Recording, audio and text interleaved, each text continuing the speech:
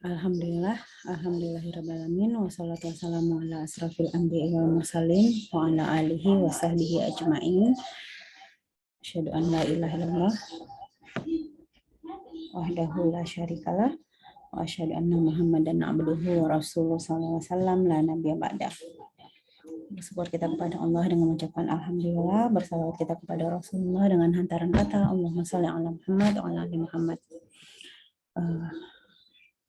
Ananda semua yang Ibu sayangi, sebelumnya Ibu ucapkan terima kasih sudah meluangkan waktu untuk mengikuti review perkuliahan kita dengan tema tentang hubungan industrial pada hari ini.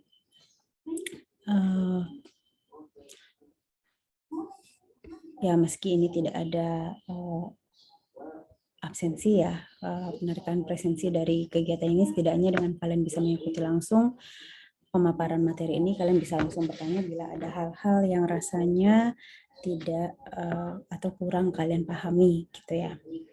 Nah, pada pertemuan kali ini saya akan membahas tentang hubungan industrial.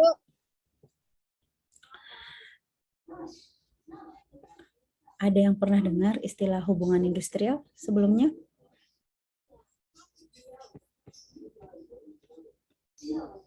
Ada? Yang pernah mendengar istilah hubungan industrial sebelumnya?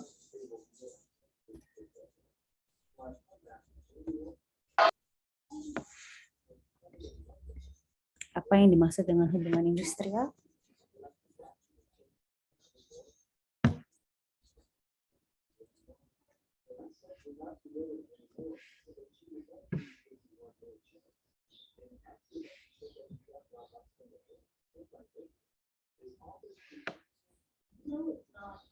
Atau benar-benar kalian belum pernah mendengar sama sekali istilah ini?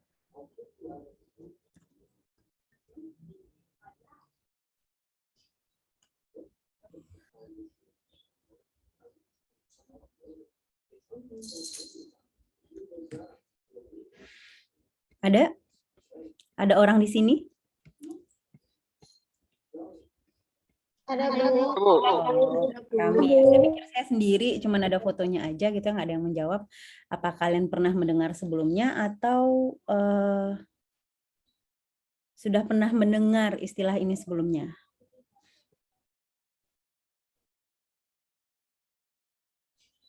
Nah, hilang lagi. Belum, Bu. Belum ya. Belum Bu. Berarti kita bahas ya. Tidak ada yang menyiapkan materi ya, yang presentasi untuk materi ini, karena memang untuk materi ini sudah saya informasikan ke koordinator kelas bahwa untuk materi tentang hubungan industrial itu akan saya sampaikan langsung. Ya, jadi tidak ada presentasi atau makalah yang terkait dengan materi ini. Karena ini akan saya sampaikan langsung. Jadi beruntunglah kalian yang sudah bersedia join saat ini, karena ini kalian bisa langsung mendengarkan penjelasan dari saya. Yang lainnya silahkan nonton tayangan ulangnya nanti ya. Nah, hubungan industrial ini sering sekali diartikan sebagai sistem hubungan yang terbentuk antara para pelaku proses produksi barang atau jasa. Ini menurut Suwarto tahun 2000. Apa? Kuliah. Ya. Nah, menurut Undang-Undang Nomor 13 Tahun 2003 tentang Ketenagakerjaan, jadi kalau kita bicara tentang undang-undang yang terkait dengan pekerjaan kita, terutama ketika kita masuk memilih untuk terjun di bidang SDM, itu adalah, kalian harus ingat ini, Undang-Undang Nomor 13 Tahun 2003 tentang Ketenagakerjaan. Undang-undang ini yang secara garis besar mengatur dan secara detail juga mengatur tentang hubungan antara para pelaku usaha dengan pegawainya, dengan pihak-pihak yang terhubung dalam proses tersebut. Nah, Undang-Undang Nomor 13 Tahun 2003. Meski ya kita bukan jurusan hukum gitu ya, tapi pada akhirnya dengan fungsi kita sebagai bagian SDM atau bagian HRD di perusahaan nanti, ketika kita memutuskan untuk terjun di bidang PIU, maka mau tidak mau kita harus menguasai undang-undang ini. Di dalam undang-undang ini disebutkan hubungan industrial adalah suatu sistem hubungan yang terbentuk antara pelaku dalam proses produksi barang atau jasa yang terdiri dari unsur pengusaha, pekerja atau buruh, dan pemerintah yang didasarkan pada nilai-nilai Pancasila dan Undang-Undang Dasar Negara Republik Indonesia tahun 1945. Akhirnya hubungan industrial ini melibatkan konsep ya, banyak sekali konsep, misalnya konsep keadilan dan kesamaan, konsep kekuatan dan kewenangan, konsep individualisme dan kolektivitas, hak dan kewajiban, serta integritas dan kepercayaan. Ini menurut Michael Salomon tahun 2000. Jadi pada akhirnya kalau kita bicara tentang hubungan industrial menurut Salomon akan ketemu dengan berbagai pokok bahasan, akan membahas, akan berkecimpung gitu ya, atau membedah konsep-konsep yang terkait dengan keadilan dan kesamaan, hak dan kewajiban karyawan maupun pelaku usaha maupun pemerintah gitu ya, kekuatan dan kewenangan individu sebagai personal maupun kolektivitas kelompok gitu ya, serta integritas versus kepercayaan. Nah, pada akhirnya dapat diambil bahwa kesimpulan yang dimaksud dengan hubungan industrial adalah hubungan yang dijalin antara pekerja, kemudian pihak yang menghubungkan atau pihak yang memberikan pekerjaan, dan pemerintah. Di sana saling terkait, tidak hanya identik dengan manajemen yang menjalankan fungsinya untuk mengatur pekerjaan saja. Jadi di sana juga ada andil pemerintah, karena yang menentukan regulasi, yang menentukan ketentuan akhirnya apa yang harus dipenuhi, apa yang menjadi hak karyawan, apa yang kemudian menjadi kewajiban karyawan, itu regulasinya ditentukan oleh pemerintah. Dan hubungan industrial ini juga terkait dengan fenomena baik di dalam tempat kerja maupun di luar tempat kerja. Namun akan bercerita tentang konsep-konsep tadi gitu ya, konsep-konsep tadi ketika sudah ada hubungan antara pekerja dengan pihak perusahaan yang diawasi oleh pemerintah gitu ya. Nah, dari pemaparan tersebut dapat kita ketahui bahwasannya ada 3 pihak kemudian yang terlibat dalam hubungan industrial ini. Dan masing-masing pihak ini punya fungsi masing-masing. Ya, ini sesuai dengan Undang-Undang Nomor 13 Tahun 2003 bab 11 pasal 102 ayat 1 sampai 3. Bahwasanya ada 3 pihak yang terlibat dalam hubungan industrial. Yang pertama adalah pemerintah sebagai pihak yang menentukan kebijakan, kemudian memberikan pelayanan, melaksanakan pengawasan, dan melakukan penindakan terhadap pelanggaran peraturan perundang-undangan ketenagakerjaan. Dan yang kedua adalah pekerja atau buruh atau serikat pekerja atau serikat buruhnya. Ya, jadi kalau seandainya kita masuk ke perusahaan, terutama di perusahaan yang cukup besar, itu biasanya ada organisasinya atau serikat buruhnya yang kemudian memberikan pengawasan tentang apakah si karyawan ini bisa mendapatkan hak-haknya sesuai dengan ketentuan pemerintah gitu ya. Ada serikat buruh. Jadi ini organisasi atau komunitasnya. Nah, tujuannya di sini, fungsinya di sini adalah menjalankan pekerjaan sesuai dengan kewajibannya karena si karyawan tadi gitu ya. Kemudian menjaga ketertiban demi keberlangsungan produksi dan menyalurkan aspirasi secara demokratis khusus untuk serikat pekerjanya gitu ya. Dan yang terakhir pengusaha atau organisasi pengusahanya. Nah, di sini fungsinya adalah menciptakan kemitraan, mengembangkan usaha, memperluas lapangan kerja, dan memberikan kesejahteraan pekerja atau buruh secara terbuka, demokratis, dan berkeadilan. Lalu bagaimana keterkaitan antara hubungan industrial dalam bahasan PIO manajemen SDM, perilaku organisasi, dan hubungan industrial. Jadi ada 3 area ya, karena aduh kok kita psikologi belajar lagi tentang undang-undang gitu ya. Kenapa nggak jadi punyanya anak hukum aja gitu ya? Karena akhirnya fungsi kita ketika kita masuk ke bidang ini, kita melakukan yang namanya fungsi manajemen SDM, kita kemudian menjadikan perilaku organisasi sebagai objek kerja kita, maka mau tidak mau kita juga yang harus menguasai aturan yang ada di sekelilingnya, yaitu hubungan industrial ini, gitu ya. Nah, psikologi sendiri telah banyak memberikan kontribusi bagi perkembangan perusahaan maupun organisasi.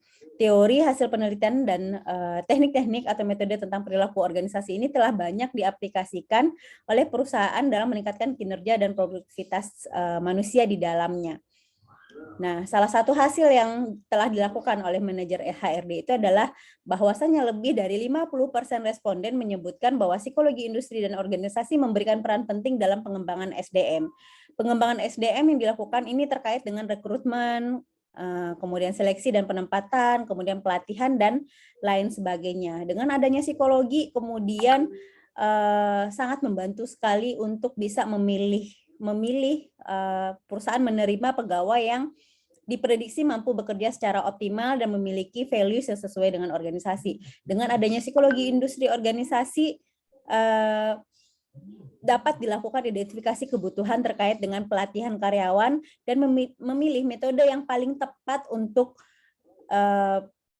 mendeliver gitu atau menyampaikan pelatihan. Nah, ini adanya di psikologi gitu ya, dan ini sangat bermanfaat diakui oleh praktisi SDM sendiri. Ilmu-ilmu yang ada di psikologi terkait dengan hal ini sangat bermanfaat sekali. Dan pengembangan SDM ini memiliki keterkaitan dengan konstruk-konstruk psikologis atau atribut psikologis seperti motivasi kerja, kemudian moral dan kepuasan kerja, kemudian komitmen kerja, dan lain sebagainya yang sudah kita bahas sebelumnya gitu ya. Jadi kesemuanya ini memiliki kontribusi yang cukup besar di dalamnya untuk kemudian si pegawai ini diprediksi dapat memberikan kontribusi yang optimal bagi pengembangan organisasi. Nah, dalam kenyataannya, faktor psikologi dalam hal hubungan industrial sendiri pada akhirnya diakui ini memiliki pengaruh yang sangat besar ya, yang sangat besar terhadap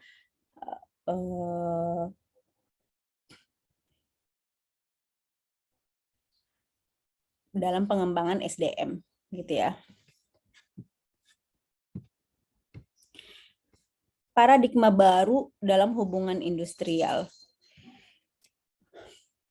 Ya, jadi banyak sekali paradigma yang muncul dengan adanya hubungan industrial ini gitu ya, dan model manajemen yang baru ini berisi beberapa pekerjaan dan inovasi manajemen SDM, seperti kemudian ada penugasan kerja yang sifatnya lebih fleksibel. Seringkali seiring perkembangan zaman, biasanya pegawai itu ditentukan jam masuknya, jam keluarnya gitu ya, dan total durasi kerjanya dalam sehari harus minimal 8 jam dan lain sebagainya. Sekarang dengan perkembangan saat ini gitu ya, ketika fokusnya sudah pada hasil, akhirnya tidak dibutuhkan lagi, apalagi dengan perkembangan zaman ya seperti ini, tidak dibutuhkan lagi aturan-aturan kaku seperti ini pada beberapa perusahaan yang besar ya. Kalau untuk yang reguler gitu ya, yang middle ke bawah itu masih berlaku ketentuan seperti ini. Tapi perusahaan-perusahaan besar sudah mulai memberlakukan aturan kerja yang lebih fleksibel gitu ya. Fungsi juga yang lebih luas gitu ya, tapi tetap dengan target yang jelas gitu. Kemudian juga sudah muncul inovasi-inovasi yang terkait dengan cross training atau pelatihan lintas bidang.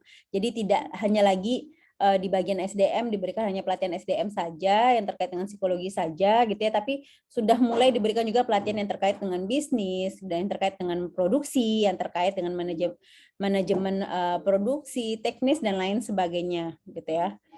Kemudian teamwork ya, atau kerja dalam tim atau kelompok yang sangat didukung oleh kompensasi yang berbasis kinerja, partisipasi karyawan formal, dan program keselamatan kerja. Banyak sekali sebenarnya yang sangat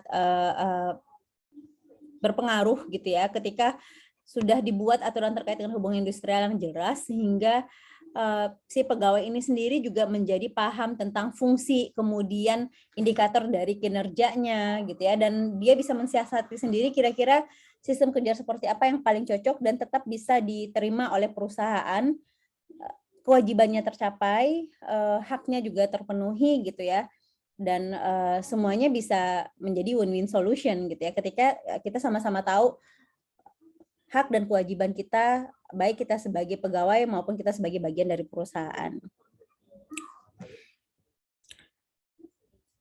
Lalu sarana seperti apa saja yang kemudian mendukung dalam hubungan industrial gitu ya. Nah, yang pertama itu adalah serikat pekerja atau serikat buruh. Ya biasanya memang seperti tadi saya bilang gitu ya, pada banyak perusahaan khususnya yang sifatnya menengah ke atas itu mereka biasanya sudah punya serikat pekerja yang merupakan organisasi mengakomodir kepentingan dari pekerja itu sendiri. Kemudian yang kedua adalah organisasi perusahaan. Perusahaan biasanya juga mereka terafiliasi dengan berbagai organisasi sesama pengusaha gitu ya. Kemudian lembaga kerjasama bipartit, yaitu suatu badan di tingkat usaha atau unit produksi yang dibentuk oleh pekerja dan pengusaha. Jadi di lembaga kerjasama bipartit ini biasanya sudah ada komponen dari unsur pekerja dan unsur pengusahanya sendiri, gitu ya. Kemudian lembaga kerjasama tripartit. Kalau di sini merupakan lembaga kerjasama yang anggotanya terdiri dari unsur pemerintahan, kemudian organisasi pekerja, dan organisasi pengusaha. Jadi sudah include di dalamnya ya, orang-orang yang terkait dengan hubungan industrial ini sudah include dalam lembaga kerjasama tripartit. Biasanya di sini tugasnya adalah memberikan pertimbangan, saran, pendapat kepada pemerintah dan pihak-pihak yang terlibat dalam penyusunan kebijakan dan pemecahan masalah ketenaga kerjaan. Jadi di tripartit ini semuanya sudah include ya, semua pihak yang ada di dalam hubungan industrial, baik dari unsur pengusaha, unsur pekerja maupun pemerintahan sebagai pembuat kebijakan sudah masuk di dalamnya, dan memang fungsi utamanya adalah memberikan saran terkait dengan kebijakan yang penting gitu ya terkait dengan hubungan industrial dan membantu menyelesaikan pemecahan masalah-masalah yang terkait dengan ketenaga kerjaan. Kemudian yang diperlukan selanjutnya adalah peraturan perusahaan atau PP, saya sering menyingkatnya dengan PP gitu ya. Peraturan perusahaan ini adalah perusahaan biasanya menurunkan dengan lebih detail lagi ketentuan dari Undang-Undang Nomor 13 Tahun 2003 yang mengatur hak dan kewajiban karyawan secara detail di dalam perusahaan. Kemudian perjanjian kerjasama. Nah, ketika karyawan masuk, itu biasanya mereka tanda tangan kontrak, ini yang dimaksud dengan perjanjian kerjasama tersebut. Kemudian ada peraturan perundang-undang ketenaga kerjaan, tadi yang saya bilang ada Undang-Undang Nomor 13 Tahun 2003, dan yang sekarang ini sedang marak-maraknya juga ya sejak tahun lalu itu ada Undang-Undang Omnibus Law. Ini juga harus kalian pahami juga mau tidak mau, karena ini juga mengatur yang terkait dengan ketenaga kerjaan. Dan yang terakhir adalah lembaga penyelesaian perselisihan hubungan industrial. Ini biasanya bisa ke pengadilan gitu ya, pengadilan biasanya untuk penyelesaiannya. Atau biasanya bisa mediasi dulu oleh Kementerian Ketenagakerjaan dan Industri, dan kalau seandainya memang tidak bisa juga, tidak menemukan titik temu, baru kemudian akan dibawa ke pengadilan.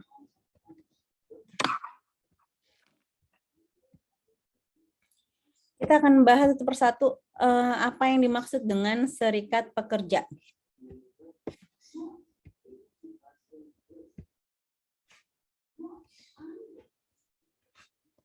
Ya, tadi mungkin kalian bingung, ini apa sih yang dimaksud dengan serikat pekerja gitu ya? Kenapa perlu ada? Fungsinya apa? Ya, dalam yang namanya manusia ya selalu berorganisasi untuk kemudian aspirasinya bisa lebih didengar ketika mereka terafiliasi dalam organisasi. Jadi memperjuangkan tidak hanya dia sendiri, tapi pada dasarnya kan semua karyawan itu kurang lebih mendapatkan aturan yang aturan yang sama dari perusahaan, yaitu dengan peraturan perusahaan yang kemudian aplikasikan dalam kehidupan berindustri gitu ya. Nah, kalau seandainya ada kemudian hak-hak karyawan yang terlukai, alih-alih berjuang sendiri, pada dasarnya dia sebenarnya bisa memperjuangkan haknya dengan meminta bantuan serikat pekerja. Lalu apa yang dimaksud dengan serikat pekerja? Serikat pekerja adalah organisasi yang dibentuk dari, oleh, dan untuk karyawan atau buruh, baik di perusahaan maupun di luar perusahaan. Organisasi ini sifatnya bebas, dia tidak mendapatkan tekanan dari pihak manapun terkait dengan keputusan yang dibuat, bersifat terbuka, tidak boleh memilih-milih dari pihak manapun terkait dengan keputusan yang dibuat, tidak boleh memilih-milih anggota, maksudnya mohon maaf, tidak boleh memilih-milih anggota, semua pekerja yang sudah terikat kontrak dan terhitung sebagai karyawan itu sebenarnya boleh masuk ke serikat buruh gitu ya, dan mandiri. Tidak ada sponsor, harusnya tidak terafiliasi dengan politik gitu ya. Harusnya organisasi ini mandiri, membiayai dirinya sendiri untuk menghindari kepentingan pihak manapun, sifatnya demokratis, keputusan bersifat demokratis, diambil dengan musyawarah, dan setiap keputusannya bertanggung jawab atas apa yang dilakukan, dan tujuannya ada serikat pekerja sendiri ini adalah untuk memperjuangkan, membela, serta melindungi hak dan kepentingan pekerja, serta meningkatkan kesejahteraan pekerja dan keluarganya. Nah, serikat pekerja ini dilindungi oleh Undang-Undang Nomor 21 Tahun 2000 tentang Serikat Pekerja. Ya, jadi ini dilindungi ya. Jadi memang harus ada, hampir di semua negara pasti itu punya serikat pekerja yang kemudian akan menjadi mitra bagi pekerja sendiri untuk memperjuangkan hak-haknya ya, karena kalau tidak perusahaan sebagai pihak yang kuat gitu ya, itu juga dikhawatirkan kalau seandainya seperti ini tidak ada serikat pekerja, tidak dikontrol dalam hal kebijakan gitu ya, dalam hal menerapkan tentang hak-hak karyawan. Nah, apa kemudian menjadi tanggung jawab serikat pekerja ini? Peran dan fungsi tanggung jawab dari serikat pekerja ini, yang pertama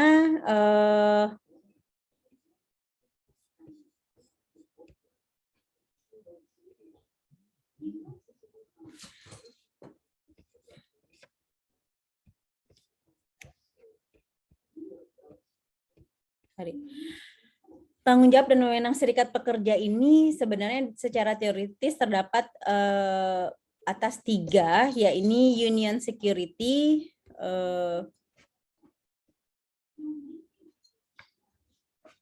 yaitu sarana terkait buruh menghadapi majikan dan internal control and discipline.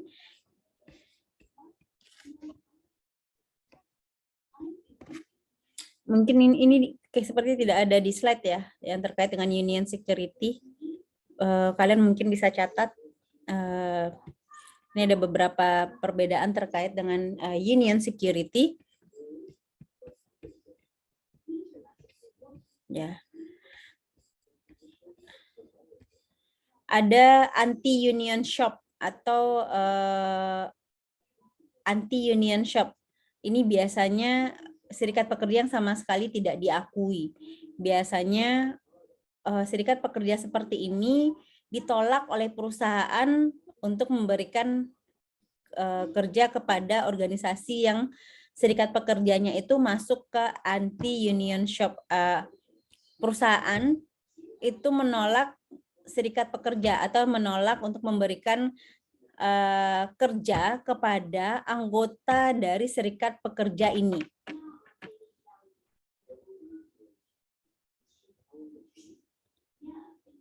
Ya. Kemudian ada open shop. Kalau open shop itu biasanya perusahaan masih tidak mengakui adanya SP ini, serikat pekerja ini gitu ya. Kemudian tapi dia tidak menolak kalau seandainya ada anggotanya yang atau ada karyawan yang kemudian terafiliasi dengan serikat pekerja tersebut. Kemudian selanjutnya ada exclusive bargaining agent, yaitu perusahaan telah mengakui adanya serikat pekerja dan serikat pekerja memiliki tanggung jawab kepada pekerja. Selanjutnya ada preferential shop, yaitu perusahaan memberi prioritas bagi pekerja yang menjadi anggota serikat pekerja. Justru perusahaan merasa setiap karyawannya itu harus terafiliasi dengan serikat pekerja. Itu jadinya preferential shop ya. Kemudian ada maintenance of membership, yaitu setiap pekerja menjadi anggota selama jangka waktu persetujuan kerja. Jadi ketika dia dikontrak selama 2 tahun, maka dia akan menjadi anggota serikat pekerja selama 2 tahun. Ketika dia tidak diperpanjang kontraknya oleh perusahaan, maka dia otomatis keluar dari serikat pekerja tersebut. Nah, itu namanya maintenance of membership. Ada lagi namanya agency shop, bahwa pada jenis ini semua pekerja harus membayar iuran kepada serikat pekerja meskipun tidak menjadi anggota serikat pekerja. Jadi seperti agen gitu ya, memungut bayaran dari anggotanya. Kemudian ada union shop. Yang pertama tadi anti union, kalau yang ini union shop, yaitu semua pekerja harus membayar iuran kepada serikat pekerja.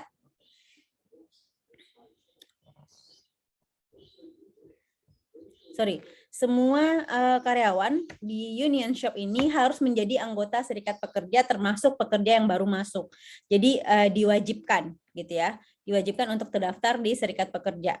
Ada close shop, yaitu hanya anggota serikat pekerja yang dapat diterima sebagai pekerja. Jadi ini menjadi persyaratan jadinya gitu ya.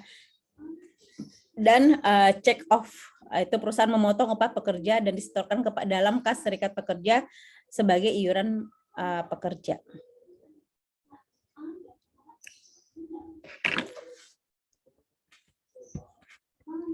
Nah, dalam strateginya ketika menghadapi masalah dengan perusahaan, biasanya serikat pekerja ini menggunakan beberapa sarana atau strategi untuk menghadapi penguasa. Di antaranya adalah, yang pertama adalah pemogokan, yaitu kalian akan sering sekali dengar gitu ya, ketika ada perusahaan-perusahaan manufacture biasanya yang memiliki ribuan buruh, biasanya ketika mereka merasa hak-haknya tidak atau dilukai oleh perusahaan atau tidak dipenuhi oleh perusahaan, karyawan akan digerakkan oleh serikat ini untuk kemudian berhenti melakukan aktivitas kerja selama jangka waktu tertentu. Biasanya sampai dengan perusahaan ini memenuhi keinginan dari pekerjanya. Atau kemudian ada juga yang melakukan pemagaran. Ya, biasanya tindakan protes yang dilakukan di depan pintu masuk perusahaan dengan tujuan untuk menyatakan kepada publik bahwa sedang terjadi perselisihan antara pekerja dengan pihak perusahaan. Dan mereka biasanya melakukan hal ini untuk kemudian menjadi sorotan dan mendapatkan dukungan publik gitu ya. Dan akhirnya mereka juga bisa melakukan pemboikotan, yaitu protes dengan memboikot produk-produk dari perusahaan yang sedang diboikot ini kepada anggota serikat buruh melalui media-media yang tersedia. Jadi dia memanfaatkan serikat buruhnya untuk kemudian memanggil pihak-pihak media untuk menyampaikan aksi mereka bahwa mereka memboikot produk-produk yang diproduksi oleh perusahaan ini untuk sekaligus mendapatkan dukungan dari masyarakat gitu ya, atau dari publik.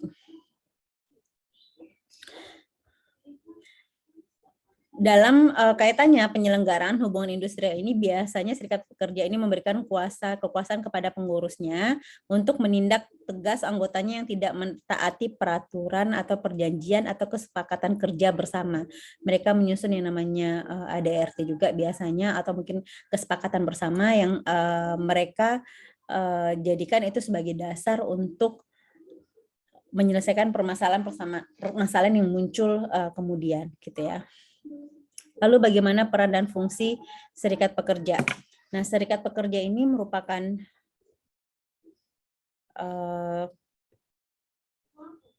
salah satu sarana gitu ya, dan pelaksana utama hubungan industrial, sehingga serikat pekerja ini memiliki peranan penting sebagai berikut. Yang pertama itu adalah menampung aspirasi dan keluhan pekerja, baik anggota maupun yang bukan anggota serikat pekerja. Sehingga ya mereka dapat menjamin bahwa aspirasi atau keluhan ini bisa diketahui dan disampaikan kepada pihak perusahaan. Yang kedua adalah menyalurkan aspirasi dan keluhan tersebut kepada manajemen atau pengusaha baik secara langsung ataupun melalui lembaga bipartit. Bipartit tadi yang isinya adalah utusan dari serikat pekerja dan utusan dari pihak perusahaan. Kemudian yang ketiga, mewakili pekerja di lembaga bipartit. Ya, jadi bisa saja ketika ada masalah, kemudian dalam penyelesaiannya itu mungkin si karyawan ini juga tidak bisa menyewa lawyer gitu ya atau pengacara, dan selama proses berlangsung ini dia minta dukungan, dia bisa mendapatkan dukungan dari serikat pekerja untuk kemudian menjadi perwakilannya gitu ya untuk menyampaikan aspirasinya. Nah, mewakili pekerja di tim perunding untuk merumuskan perjanjian kerja bersama. Ketika adanya evaluasi terkait dengan perjanjian kerja yang ada saat ini, maka dibutuhkan juga perwakilan dari serikat pekerja ini untuk memberikan masukan apakah perjanjian kerja bersama ini sudah mengakomodir, sudah layak, dan sudah sesuai dengan keinginan baik dari serikat pekerja maupun dari pihak perusahaan. Kemudian mewakili pekerja di lembaga-lembaga kerja ketenagakerjaan sesuai dengan tingkatannya seperti lembaga tripartit, Dewan Keselamatan dan Kesehatan Kerja, Dewan Pelatihan Kerja, dan lain-lain. Jadi biasanya juga sesuai dengan fungsinya masing-masing gitu ya, ketika si karyawan ini kemudian dibutuhkan pemikirannya di sana atau mungkin kesaksian dan lain sebagainya, maka dia harus datang dan dia bisa mendapat perwakilan gitu ya, atau diwakili oleh rekan-rekannya dari serikat pekerja. Kemudian memperjuangkan hak dan kepentingan anggota baik secara langsung kepada pengusaha maupun melalui lembaga-lembaga ketenagakerjaan. Ya, ibaratnya yang bela lah ya, karena kan kita sama-sama dari serikat pekerja. Jadi ketika ada karyawan yang merasa haknya dinodai dan ternyata dilukai gitu ya, dan ternyata dia membutuhkan dukungan, sebenarnya dari serikat pekerja itu bisa membackup mereka. Membantu penyelesaian perselisihan industrial. Meningkatkan disiplin dan semangat kerja anggota, aktif mengupayakan menciptakan atau mewujudkan hubungan industrial yang aman, harmonis, dinamis, dan berkeadilan. Dan yang terakhir, menyampaikan saran kepada manajemen, baik untuk penyelesaian keluh kesah pekerja maupun untuk penyempurnaan sistem kerja dan peningkatan produktivitas perusahaan. Sampai sejauh ini ada yang mau bertanya?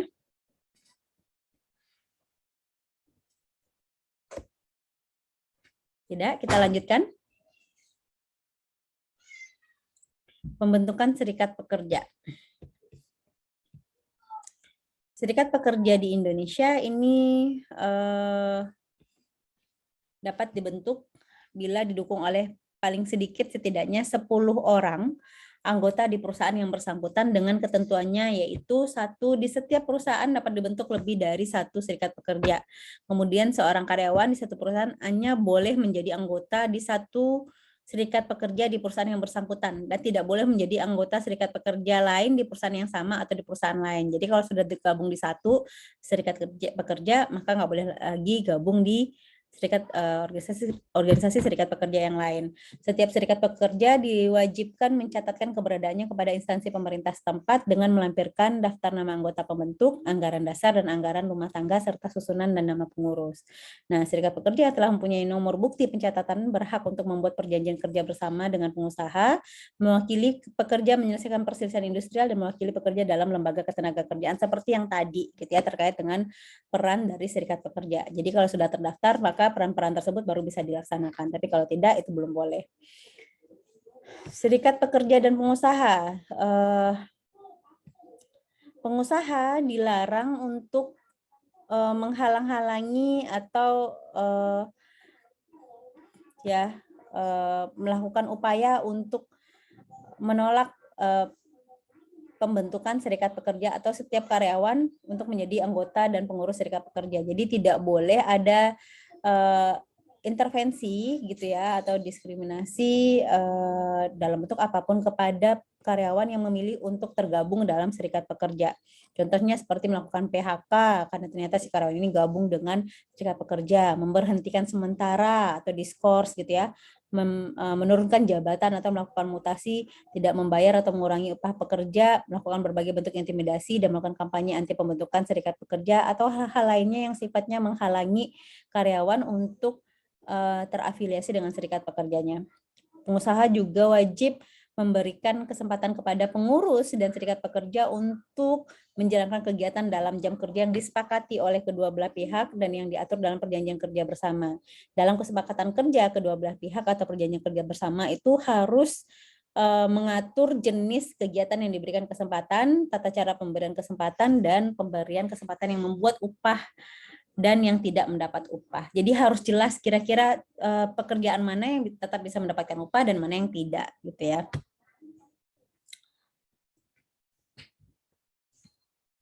Perjanjian kerja bersama, ada namanya perjanjian kerja bersama.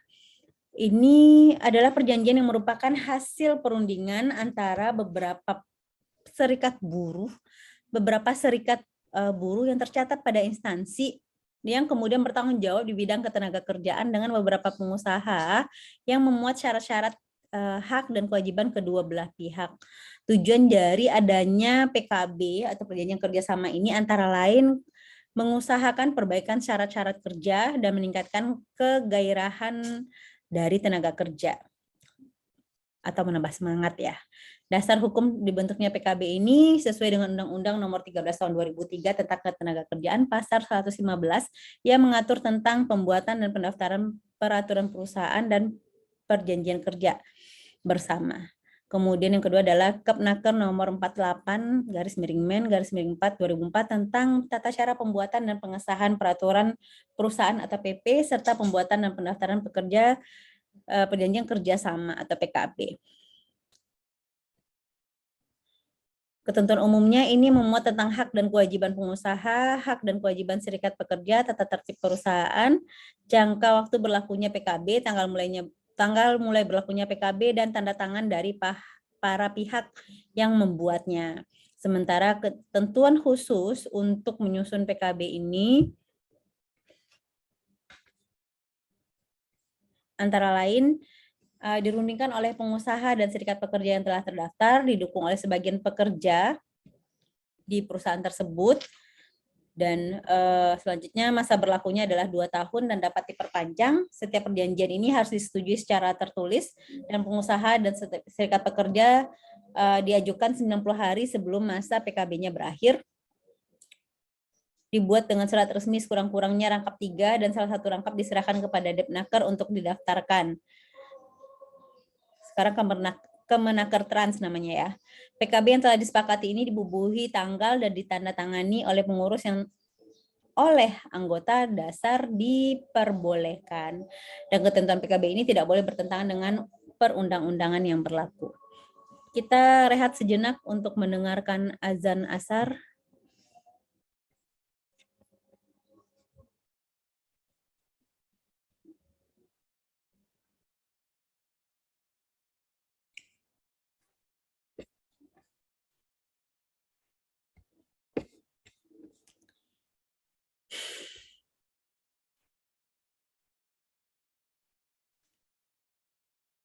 Tadi sampai mana ya?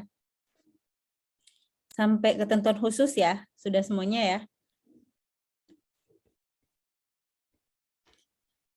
Selanjutnya tahap-tahap pembuatan PKB. Nah, biasanya untuk tahap pembuatan perjanjian kerjasama kesepakatan bersama ini adalah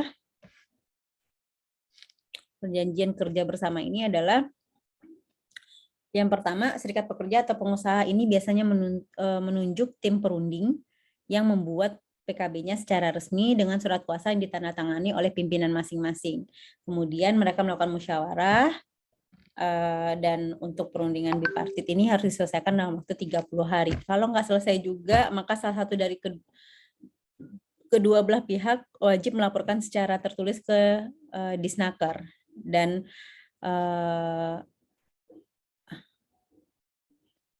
untuk meminta sebagai memediasi gitu ya perselisihan yang ada. Dan apabila dalam waktu 30 hari pegawai perantara tidak dapat menyelesaikan pembuatan perjanjian kerja bersama ini, maka pegawai perantara melaporkan secara tertulis ke Menteri Tenaga Kerja.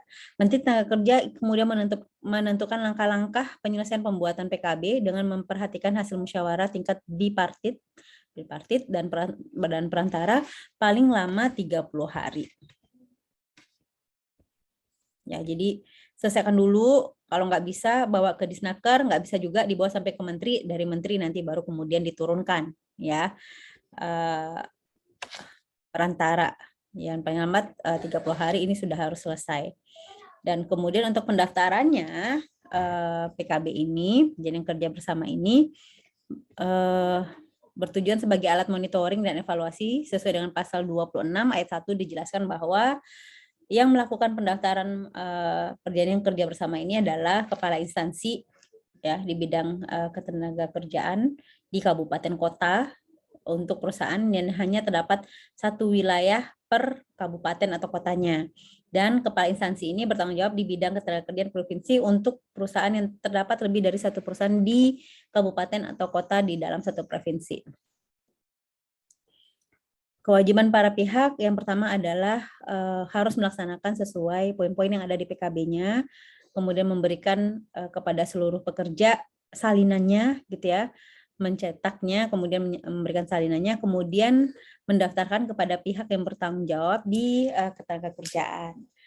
Nah, dalam hal perubahan PKB ini harus diperhatikan kalau memang ada perubahan gitu ya di kemudian hari, harus diperhatikan bahwa keinginan untuk melakukan perubahan tersebut memang disetujui oleh para pihak ya, dan ini tidak harus diajukan dan ini juga harus diajukan secara tertulis. Dan perubahan ini harus dilakukan berdasarkan perjanjian bersama secara tertulis antara pengusaha dan pekerja dan merupakan bagian yang tidak terpisahkan dari PKB yang saat itu sedang berlaku gitu ya. Jadi ibaratnya poin-poin lainnya tetap melanjutkan dari yang ada sebelumnya.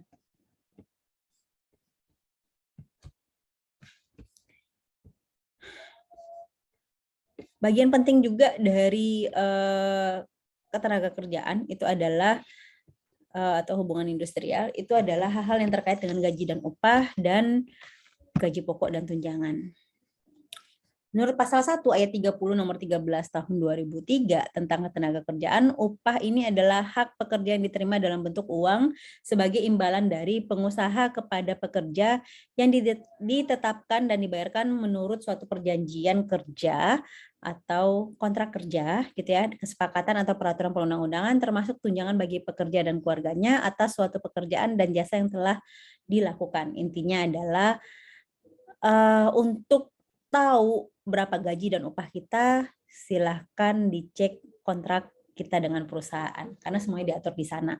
Jadi kalau seandainya ada di sana tidak muncul berarti ada hak-hak kita yang dilukai oleh perusahaan karena ini merupakan kesepakatan bersama di awal sebelum kita kemudian memutuskan untuk bekerja di perusahaan tersebut. Ini juga menjadi hal penting yang harus disoroti karena ketika kita bekerja di bagian SDM nanti maka penandatangan kontrak ini sendiri merupakan bagian dari pekerjaan kita. Maka pastikan juga kita mencantumkan semua poin-poin yang merupakan hak dan kewajiban karyawan kepada perusahaan. Karena nanti akan jadi repot sendiri ketika ada masalah ternyata tidak dicantumkan dengan baik, tertulis secara baik di dalam perjanjian kerja, akan sulit dilakukannya, agak sulit dilakukannya penyelesaian dengan cepat gitu ya, karena dasar untuk klaim terkait hak dan kewajiban itu tidak ada. Tapi kalau sudah disebutkan di dalam kontrak, maka itu akan jadi lebih mudah ya. Ketika karyawan protes, kita tinggal buka lagi hak kontraknya, ketahuan di sana mana yang kemudian menjadi haknya dan mana yang bukan gitu ya. Kemudian gaji pokok dan tunjangan yang termasuk dalam komponen upah berdasarkan Surat Edaran Menteri Tenaga Kerja Republik Indonesia SE/Men/1990 tahun 1990 tentang pengelompokan komponen upah dan pendapatan non upah, yaitu, nah ini kalian perlu tahu juga bahwa ketika di dalam kontrak itu kita akan memiliki komponen karyawan itu kan punya komponen-komponen pembayaran upah. Ada di dalamnya adalah gaji pokok, kemudian ada tunjangan. Kalau gaji pokok itu adalah gaji yang diterima secara bulat-bulat, mau kita masuk mau enggak dalam perusahaan, kalau kita sudah tercatat sebagai karyawan itu harus dibayarkan secara penuh. Ya, kecuali mungkin di bulan pertama, seandainya kita masuk di tengah bulan, mungkin kita akan dibayarkan separuhnya. Tapi berikutnya, bulan-bulan berikutnya ketika kita sudah masuk full, itu gajinya juga yang namanya gaji pokok itu harus kita terima full. Gaji pokok itu tidak boleh dipotong dengan alasan apapun. Contoh sakit 3 hari, 5 hari, atau terlambat, itu nggak boleh dipotong yang namanya gaji pokok. Tapi yang bisa dipotong itu adalah bisa jadi tunjangannya. Misal ada tunjangan kehadiran, satu harinya kehadiran kita di kantor dihargai misalnya 50.000 yang dianggap sebagai tunjangan transportasi dan makan. Kalau kita tidak hadir hari itu, maka itu nggak keluar. Ya, tapi misal kita punya gaji pokok 2 juta, kita nggak hadir hari itu, yang 2 juta ini nggak bisa dipotong. Tapi yang 50.000 per hari tidak dibayarkan di hari itu, ya nggak, memang seperti itu ketentuannya. Ya, nggak ada masalah perusahaan memotong seperti itu. Tapi yang namanya gaji pokok itu tidak dipotong. Nah, sesuai dengan yang disebutkan tadi, upah pokok imbalan dasar yang dibayarkan kepada pekerja menurut tingkat atau jenis pekerjaan yang dasarnya ditetapkan berdasarkan kesepakatan. Biasanya gaji pokok ini bisa ditentukan oleh range atau grade dari si karyawan itu ketika masuk ke sebuah perusahaan. Ada karyawan dengan posisi administrasi masuk dengan grade 2, bisa seperti itu. Pendidikan minimalnya adalah SMA dan dia tidak berpengalaman, dia masuk di grade 2. Anak S1 masuk dia langsung grade 3, 3A misal seperti itu gitu ya. Ya, ini sah-sah saja kalau perusahaan membuat grade seperti itu. Antara 2A dengan 3A, walau masuknya sama, tapi karena tingkat pendidikannya berbeda, kualifikasinya berbeda, maka mereka punya gaji pokok yang berbeda. Misal nih yang 2A ini dihargai gaji pokoknya adalah 1,5 juta. Kemudian yang 3A ini dihargai gaji pokoknya adalah 2,5 juta. Itu sah-sah saja menurut ketentuan perusahaan. Yang penting keseluruhannya itu tidak boleh kurang dari upah minimum regional di kabupaten atau kota di provinsi tersebut.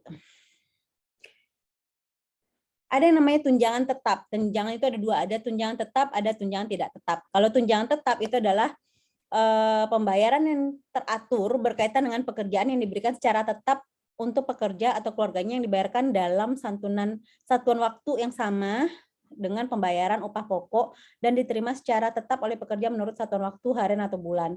Misal dalam sebulan kita mendapatkan tunjangan pasangan, istri gitu ya, atau suami atau anak, satunya dihargai misalnya 100.000. Jadi kalau ada anaknya 2, pasangannya 1, masing-masing dapat 100.000, berarti kita dapat tunjangan keluarga itu 300.000. Atau karena dia menjabat di jabatan tertentu sebagai manajer dan dia mendapatkan tunjangan tetap 3 juta, misal seperti itu, maka tunjangan tetap ini melekat ke gaji pokoknya, ini nggak bisa dipotong. Selagi dia menjabat jabatan tersebut, maka dia wajib diberikan tunjangan jabatan sebanyak itu. Ya, misal 3 juta per bulan gitu ya satuan waktunya. Tapi ada juga namanya tunjangan tidak tetap. Tunjangan tidak tetap ini adalah suatu pembayaran yang teratur berkaitan dengan pekerjaan yang diberikan secara tetap tunjangan tidak tetap adalah suatu pembayaran yang secara langsung atau tidak langsung berkaitan dengan pekerja yang diberikan secara tidak tetap untuk pekerja dan keluarganya serta dibayarkan menurut satuan waktu yang tidak sama untuk pembayaran upah pokok. Jadi misalnya yang tidak termasuk dengan tunjangan tidak tetap ini, yang termasuk dalam tunjangan tidak tetap ini adalah tunjangan transportasi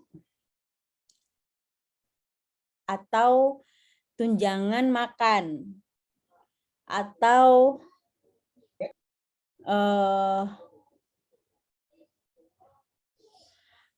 banyak sekali misalnya gitu ya, yang sifatnya itu adalah dia tidak menetap jumlahnya, tapi dengan kondisi tertentu bisa dibayarkan kalau seandainya persyaratannya terpenuhi. Contoh syarat adalah kalau tunjangan kehadiran itu dibayarkan kalau per hari sekian ratus ribu atau sekian puluh ribu, dengan syarat dia tidak boleh terlambat 1 menit pun.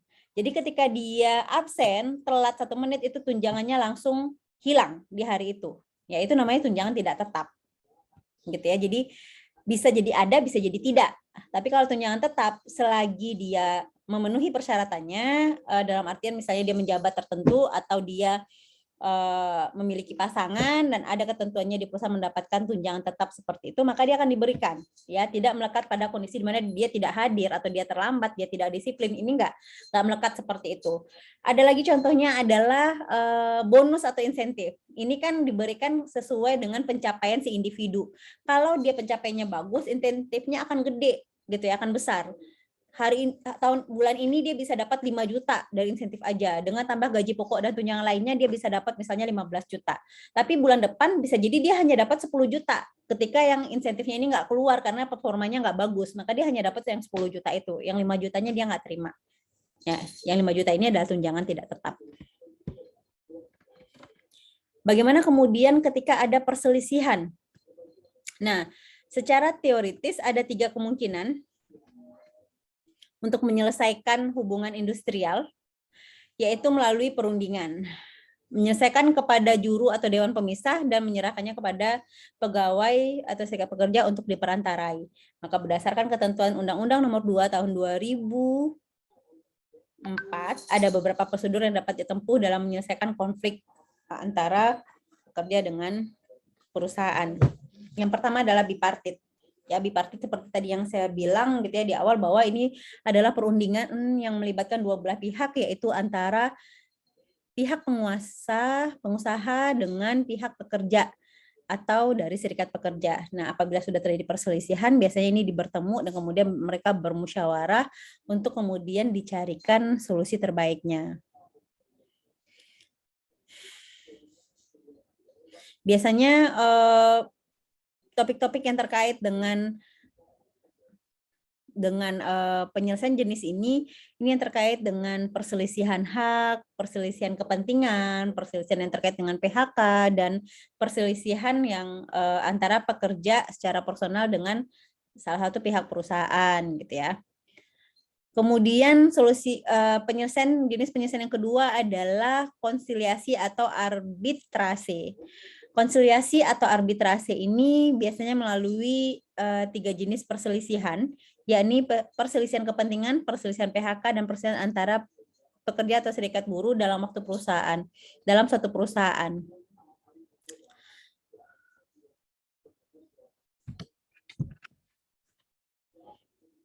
Sedangkan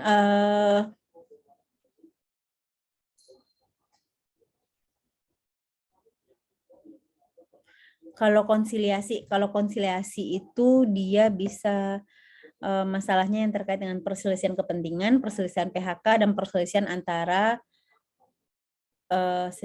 pekerja atau serikat pekerja dalam satu perusahaan. Sementara arbitrase ini ruang lingkupnya lebih ke menyelesaikan 2 jenis perselisihan, yaitu perselisihan kepentingan dan perselisihan antara serikat pekerja dengan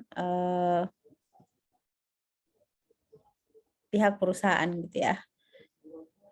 Nah, yang ketiga model penyelesaian adalah melalui mediasi. Biasanya kalau mediasi ini lingkupnya lebih ke hubungan melalui 4 jenis perselisihan, yaitu perselisihan hak, perselisihan kepentingan, perselisihan PHK, dan perselisihan antara pekerja atau serikat buruh dalam suatu perusahaan.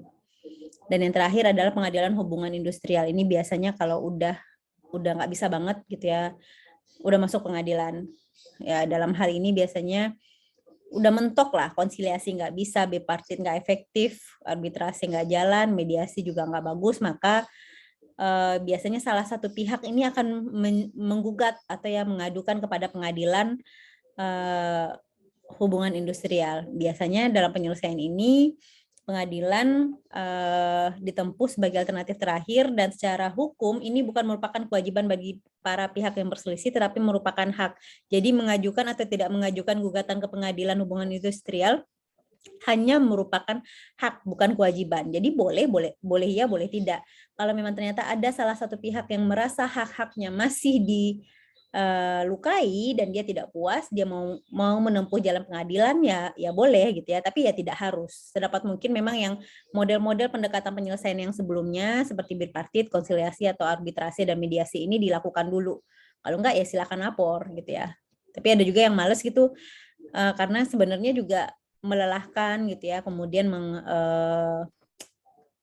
menghabiskan waktu, energi, dan yang lainnya gitu ya, belum lagi biaya, yaitu cukup dihindari sebenarnya perselisihan ini sampai ke pengadilan, kecuali udah sampai pada tindak pidana ya. Contohnya ada pihak oknum gitu ya atau pekerja yang kemudian melakukan tindak pidana pencurian atau penggelapan dan lain sebagainya. Ini biasanya mau nggak mau pasti sampai ke pihak kepolisian dan pengadilan kalau seperti itu.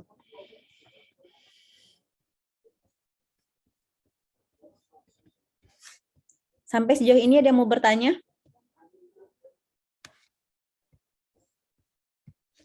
Ada?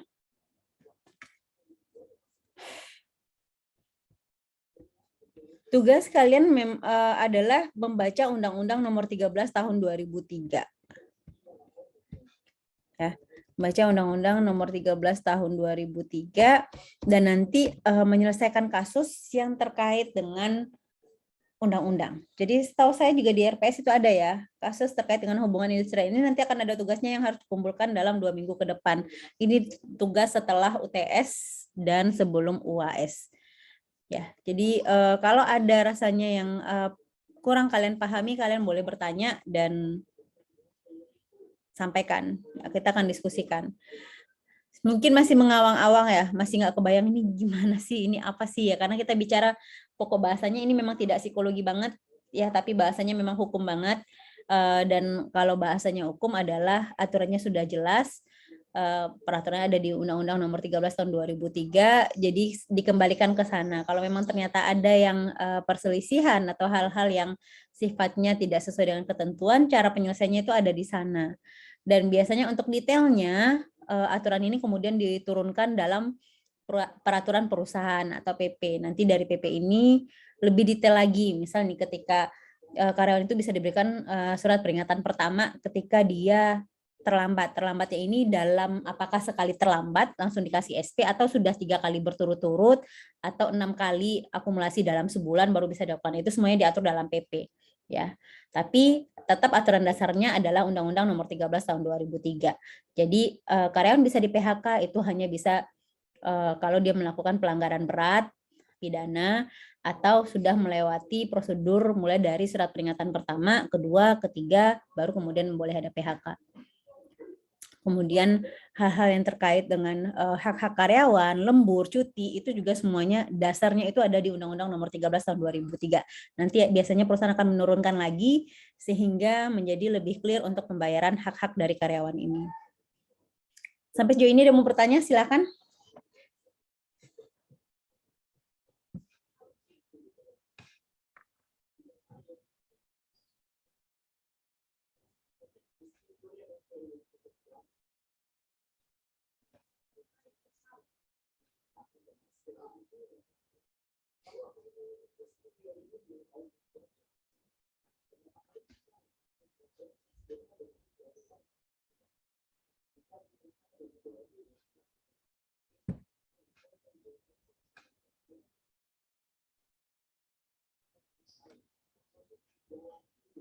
Silakan.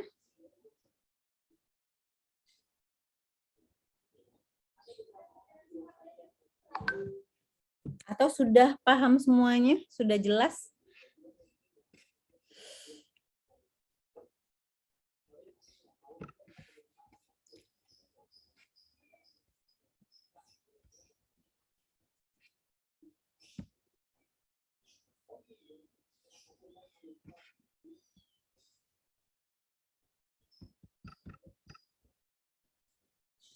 Nanti malam akan ada satu lagi review ya, insya Allah akan saya berikan. Kita jeda dulu, masih sempat nggak ya? Jam 5 mungkin nanti akan saya berikan lagi, sekaligus saya untuk persiapan untuk sholat asar juga. Kita coba selesaikan, karena kalian akan ada tugas terkait dengan hubungan industrial, dan ini harus di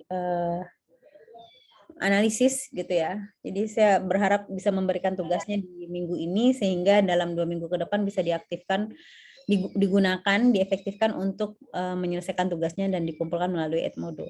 Kalau ada yang mau bertanya, boleh langsung sekarang, atau nanti kalian bisa chat juga di WA kalau ada yang belum clear, atau di komen di YouTube-nya nanti, sehingga kalian kalau memang belum clear tanya aja gitu ya, jangan malu-malu, jangan sungkan, sehingga kalian bisa dapat pemahaman.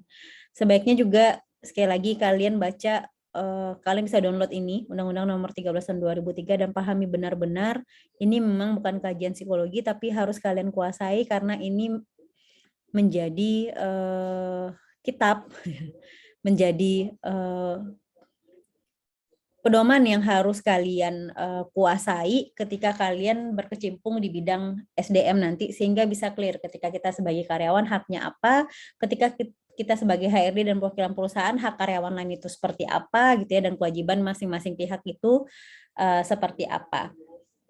Kalian bisa juga download contoh peraturan perusahaan dari perusahaan-perusahaan lain yang ada di Google. Kalian bisa cek bagaimana kemudian mereka bisa menurunkannya itu ke dalam peraturan perusahaan yang dasarnya atau basicnya itu tetap dari Undang-Undang Nomor 13 Tahun 2003 tentang ketenagakerjaan. Kalau tidak ada yang bertanya, saya rasa cukup untuk reviewnya. Nanti saya akan kirim lagi link Zoom-nya. Silakan istirahat, sholat asar, minum dulu sejenak. 1 jam lagi kita akan ketemu via Zoom. Mudah-mudahan yang ada di sini bisa bergabung kembali ya. Terima kasih. Mohon maaf bila ada salah-salah kata. Wabillahi taufiq wal hidayah. Assalamualaikum warahmatullahi wabarakatuh. Waalaikumsalam warahmatullahi wabarakatuh. Terima kasih, Bu. Terima kasih, Bu.